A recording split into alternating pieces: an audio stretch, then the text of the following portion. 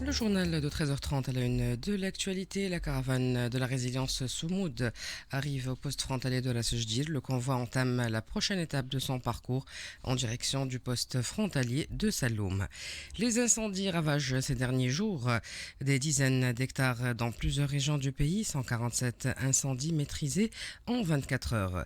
La Tunisie a acquis une immunité collective contre la Covid-19 et le nouveau variant Nimbus ne représente aucune menace pour le pays. Publication aujourd'hui du baromètre national de la santé des PME, baptisé Mries dans sa 7e édition. Dans le monde, blocus à Naplouse et menace de démolition de 100 maisons à Jénine par l'armée israélienne. Météo, un peu de fraîcheur cet après-midi. Bonjour, la caravane de la résilience Soumoud est arrivée au poste frontalier de la Sejdir, le gouvernorat de Médine, ce mardi avec la participation de 1700 personnes, dont 140 Algériens, un Marocain et un Mauritanien. 100 voitures et 18 bus ont fait le départ hier lundi depuis la capitale, passant par Sousse, Sfax et Benguerden. La caravane a été à chaque fois accueillie par un grand nombre de Tunisiens.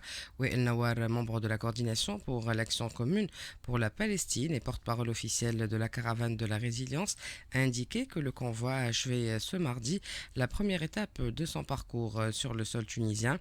Il entamera ensuite la deuxième étape en territoire libyen en direction du poste frontalier de Saloum à la frontière libyo-égyptienne, puis vers le Caire et enfin le poste de Rafah. Concernant la frontière égyptienne, il a précisé que le passage nécessite des autorisations de transit, des visas ainsi que des autorisations sécuritaires spéciales pour la région du Sinaï, notamment pour traverser l'Arish et le poste frontière de Rafah. Il a expliqué que la coordination a soumis des demandes de visa et d'autorisation de passage, mais qui n'ont rien reçu jusqu'à présent. L'armée israélienne poursuit entre-temps son offensive dans plusieurs régions de la Cisjordanie occupée, notamment à Naplouse où un important dispositif militaire a été déployé dans la vieille ville. L'incursion s'est accompagnée d'un blocus total, de violentes perquisitions et d'arrestations provoquant des affrontements avec les habitants. Selon le Croissant Rouge palestinien, 16 personnes ont souffert de suffocation due au gaz lacrymogène, parmi lesquels un nourrisson d'un an. 4 civils, dont un adolescent de 17 ans, ont également été battus par les soldats et hospitalisés. Le gouverneur a ordonné la suspension des cours et des activités dans toutes les institutions éducatives en raison de la gravité de la situation. En parallèle à Jénine, les autorités israéliennes ont annoncé leur intention de raser plus de 100 habitations situées dans plusieurs quartiers du camp de réfugiés dans le cadre d'une vaste opération militaire entamée depuis le 21 janvier 2025. Et dans le reste de l'actualité internationale, une attaque perpétrée par un ancien élève a fait plusieurs morts dans un établissement scolaire en Autriche. La maire de cette ville du sud-est faisant état d'un bilan de 10 morts. Selon les premiers éléments de l'enquête, plusieurs personnes ont perdu la vie dans l'auteur des tirs, a écrit la police régionale dans un communiqué après avoir évoqué plus tôt sur X des coups de feu. L'identification des victimes est en cours, a-t-elle ajouté, et la situation est sécurisée. Retour à l'actualité nationale. Les incendies ont ravagé ces derniers jours des dizaines d'hectares dans plusieurs régions du pays. Face à une éventuelle hausse des températures et afin de prévenir les risques de départ de feu, le comité régional de vigilance et de prévention contre les catastrophes naturelles à Gafsa a pris plusieurs mesures lors d'une réunion tenue hier dans la région. Le point avec notre correspondant L'Akhdar Suite. Le comité régional de vigilance et de prévention des catastrophes naturelles a tenu hier une réunion à Gafsa sous la présidence du gouverneur de la région. Cette réunion a été consacrée à l'examen de la situation dans les périmètres emblavés ainsi que les grandes cultures de la région. Les moyens logistiques de lutte contre les incendies ont été notamment examinés et inventoriés pour une intervention rapide, efficace et dominante en cas de sinistre. Sachant que la campagne de moisson en cours est déjà avancée à 10%. sans enregistrer le moindre incident. Des recommandations et des instructions strictes et intransigeantes ont été données aux agents intervenant au niveau des activités agricoles et pastorales pour pallier à toute éventualité désagréable et dangereuse, telles que des feux de camp et le jet de mégots, car la vague de chaleur qui sévit en cette période est capable d'attiser la moindre étincelle. Toutes les modalités pour garantir une saison sans incendie ont été réunies d'après le chef du district de la protection civile. Pour leur part, les différentes unités de la protection civile ont réussi à maîtriser 147 incendies dans les différentes régions du pays en 24 heures, a annoncé le porte-parole de la protection civile, Mouastria. Selon la même source, la protection civile a effectué au total 599 interventions du 9 juin à 6 heures au 10 du même mois à 6 heures dans 157 secours routiers et 275 dans divers accidents. La Tunisie a désormais acquis une immunité collective contre la Covid-19 et le nouveau variant Nimbus, bien que détecté dans plusieurs pays, ne représente aucune menace pour le pays. Selon Riyad Darfous, directeur général du Centre national de pharmacovigilance, aucun cas n'a été enregistré jusqu'à présent et la propagation du coronavirus continue de reculer. Toutefois, la vigilance est importante, notamment pour les personnes fragiles face au virus saisonnier. Riyad Darfous nous en dit plus au micro d'un Safazeri.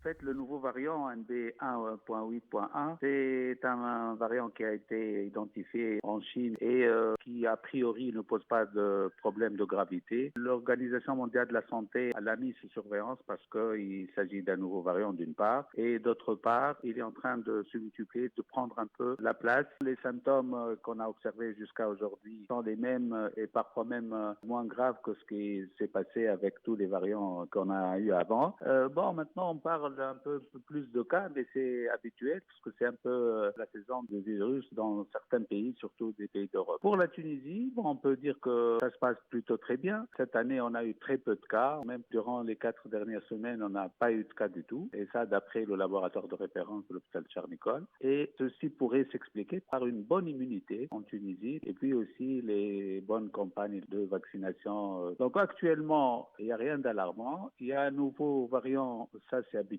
On surveille tout le temps toutes les maladies virales et entre autres, c'est que cette année, on a eu plutôt des problèmes avec la grippe. Santé toujours, le ministère de la Santé met en garde contre l'utilisation du produit Lemon Bottle commercialisé en ligne sous forme d'injection pour faire fondre les graisses, notamment pour les femmes.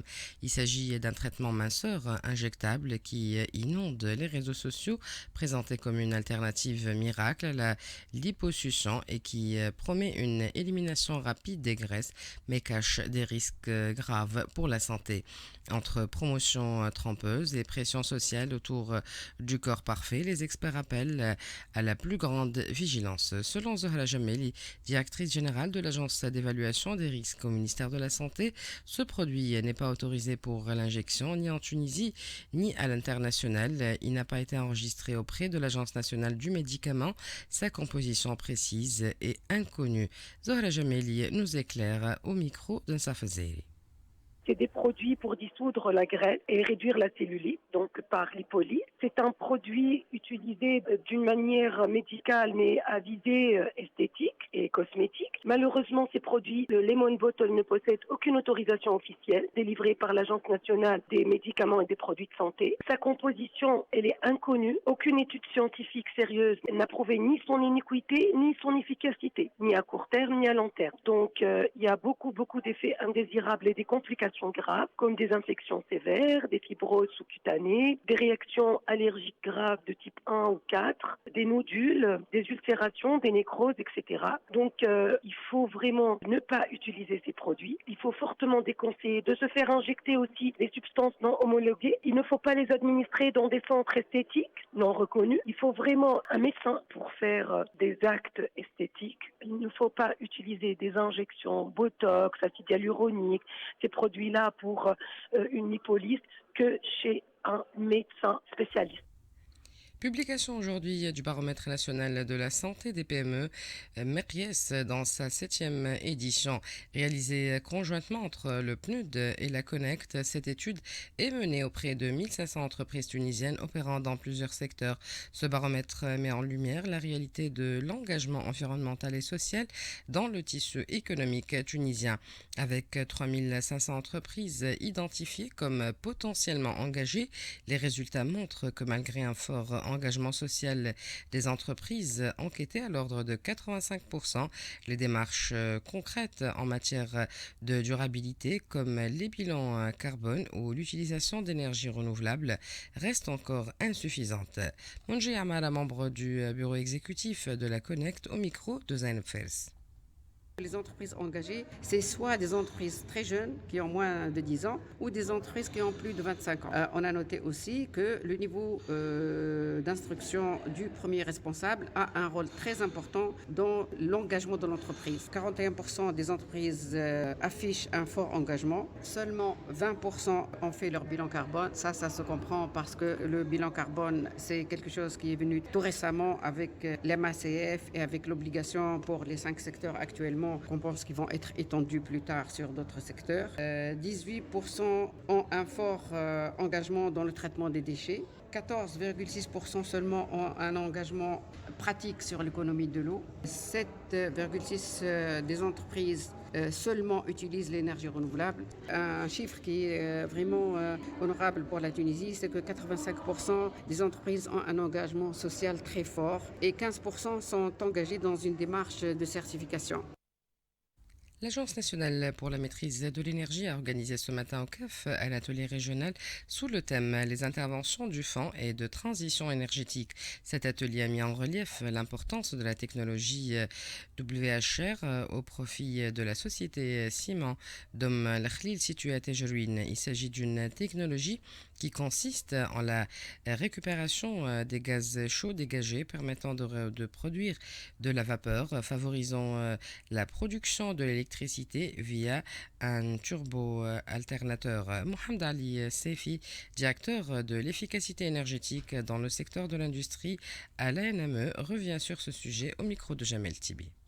Il s'agit en fait d'une nouvelle technologie qui consiste à récupérer l'énergie exore ou bien l'énergie perdue au niveau des cheminées pour les valoriser et profiter de cette énergie pour produire l'électricité à partir d'une technologie qui est la turbine à vapeur. Et cette technologie, ça permet de produire 30% des besoins électriques de cimenterie. Alors cette technologie en Tunisie, elle a été développée depuis 2017 par une seule cimenterie qui est en Tunisie, qui a permis une économie monétaire de 15 millions de dinars pour un investissement de 40 millions de dinars. Donc c'est un projet très rentable, malgré que c'est un projet capitalistique, mais ça peut rentabiliser le projet sur maximum 3 années. C'est pour cela qu'on a profité de ce projet-là et on a voulu refaire ce projet au niveau de la cimenterie publique et à la cimenterie Jebel Om Lakhlil. Et on est en phase d'étude actuellement. C'est une étude qui a été financée par l'ANME au profit de la cimenterie. Et normalement, d'ici 2-3 mois, il va y avoir la validation de cette étude et pourquoi pas, on va penser aussi à investir sur ce projet-là. La Tunisie devrait connaître un été relativement serein sur le front de l'approvisionnement en eau potable, notamment dans les régions alimentées par des ressources superficielles. C'est ce qu'a affirmé ce mardi Mohamed Hedi El Hamdi, directeur central à la Société nationale d'exploitation et de distribution des eaux SONED, lors de son intervention sur les ondes de la radio nationale. Selon lui, les précipitations enregistrées ces derniers mois ont permis de reconstituer des stocks jugés acceptables pour couvrir les besoins en eau durant la période estivale, souvent marquée par une forte consommation. Le Conseil bancaire et financier a affirmé ce mardi dans un communiqué qu'aucune atteinte des systèmes d'information bancaire interne n'a été constatée. La publication du communiqué intervient suite à des informations relayées dans les médias et sur les réseaux sociaux à propos de la publication de données bancaires. La Poste tunisienne émettra ce mardi une série de 4 timbres-poste sur le thème métiers de l'artisanat tunisien pour célébrer les métiers du cuir et du bois, et ce dans le cadre de sa contribution à la valorisation et à la promotion des métiers de l'artisanat tunisien. La météo à la fin de cette édition, les températures seront en légère baisse cet après-midi. La mer sera agitée au nord, peu agitée à localement agitée sur les côtes est. Le vent sera de secteur nord sur le nord et de secteur est sur le centre et le sud, relativement fort près des côtes nord, faible à modéré ailleurs. Avant de vous quitter, je vous rappelle les principales informations de ce journal. La caravane de la résilience Soumoud arrive au poste frontalier de la Sejdir. Le convoi entame la prochaine étape de son parcours en direction du poste frontalier de Saloum. Les incendies ravagent ces derniers jours des dizaines d'hectares dans plusieurs régions du pays, 147 incendies maîtrisés en 24 heures. La Tunisie a acquis une immunité collective contre la Covid-19 et le nouveau variant Nimbus ne représente aucune menace pour le pays. Météo, un peu de fraîcheur cet après-midi. Ainsi s'achève notre édition. Merci de l'avoir suivi. Merci à Kaiser Bouzriba et Rim Trabelsi pour leur précieuse collaboration. La rédaction vous donne rendez-vous à 15h pour un flash d'actualité. Restez à l'écoute de RTCI.